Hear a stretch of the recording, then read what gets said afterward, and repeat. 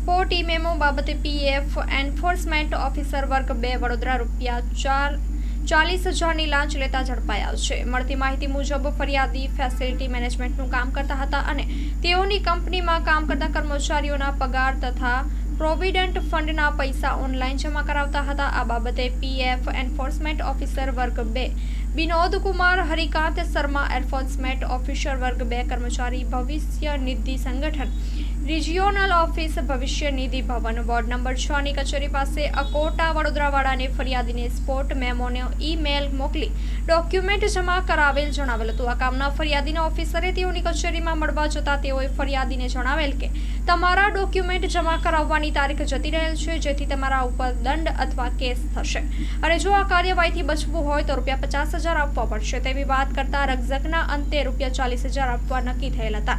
જે રકમ ફરિયાદી આપવા માંગતા ન હોય એસીબીનો સંપર્ક કરી ફરિયાદ આપતા ફરિયાદીશ્રીની ફરિયાદના આધારે લાંચના છટકાનું આયોજન કરતા હેતુલક્ષી વાતચીત કરી ₹40,000ની માંગણી કરી જેપીએફ એન્ફોર્સમેન્ટ ઓફિસરે સ્વીકારતા એસીબીએ રંગે હાથે ઝડપી પાડી આગળની કાયદેસરની કાર્યવાહી હાથ ધરી છે.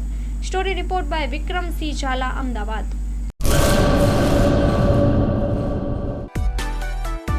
માં motor driving, safe and sure driving.